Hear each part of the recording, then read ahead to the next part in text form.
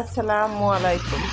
এটা বাংলাদেশের রাস্তার বর্তমান অবস্থা। কারণ বাংলাদেশ এখন সৌদির থেকেও বেশি রোদ্দুর এবং তাপে যাচ্ছে আর কি।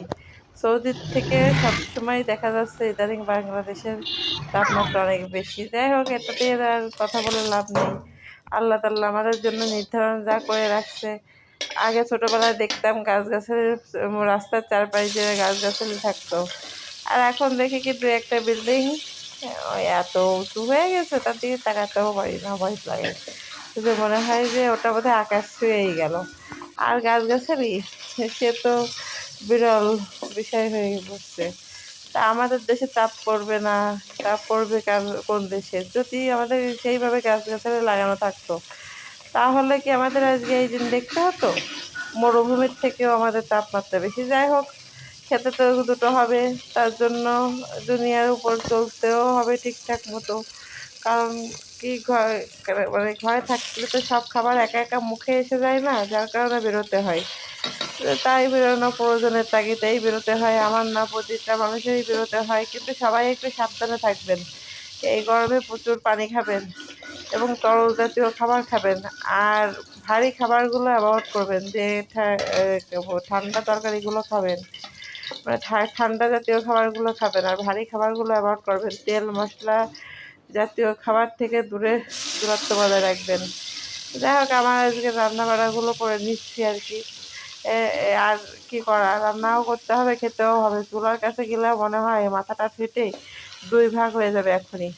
তাও তো আমি সকাল সকাল রান্না করি, সূর্য ওঠার আগে। কখনো একটু একটু সূর্য ওঠে, তাতেই আমার অবস্থা কাহিল।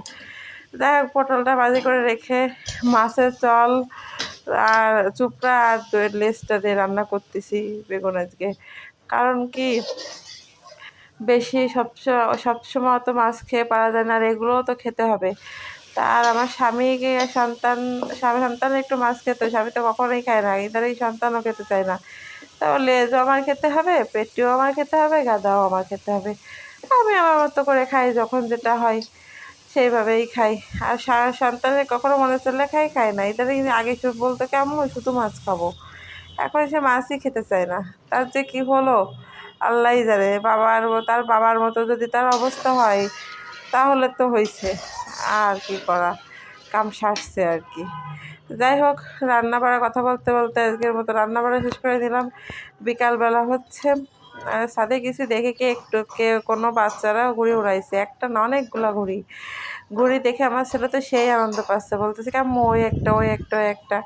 তা ক্যামেরা জুম করে একটু আনলাম আর কি। আর দেখেন রাস্তায় গাড়ি ঘোড়া সেইভাবে চলছেই না। আমি ছাদ থেকে দেখে ভাবলাম কি একটু ভিডিও করে নিই। মানে এই রাস্তাতে কত গাড়ি ঘোড়া চলার কথা এখন, কিন্তু গরমেতে চলছে না। আমার ছেলে আরও ঘুড়ি দেখতে পারছে, তাই বলতেছে কেমন দেখো ওই দেখো আরও ঘুড়ি। তাই সে মনোযোগ সহকারে দেখছে, আর সে ঘুড়ি দেখলে খুব আনন্দিত হয়। আর আমাকে বলে কেমন, তুমি কি আমাকে কিনে দিবে? যাই হোক, আমি বলছি কিনে দেবো, কিন্তু এখনো দেওয়া হয়নি। আমার ছেলে ওই বায়নাই করে, এখনো তো সেভাবে উপরাতেও পারে না ঘুড়ি। যাই হোক, সেইটাই সে মজা পাচ্ছে। আর বিকালবেলা ছাদে যে তো সূর্য ডোবার আগে যাওয়া যায় না, আর এই জন্য ছাদে বেশিক্ষণ বসা যায় না। এই দেখেন আমাদের লিচু গাছে কি পরিমাণে লিচু হয়েছিল, একটু রোদ্দুর পরে একটু লালচে ভাব আসছে। আর বাচ্চা কাচ্চারা রাস্তা দিয়ে যাচ্ছে, বাড়ির ভিতরে গেটের ভিতর থেকে ঢুকে, মানে যে যেভাবে রাত্রে 12টা পর্যন্ত লিচু গাছ চৌকি দিই আমি আর আমার ছেলে। ঘুম থেকে উঠে দেখি গাছ ফাঁকা। দেখ, ওরা আমাদের চৌকি দিয়ে, আর কি করা, আল্লাহর জিনিস, খাক আল্লাহ।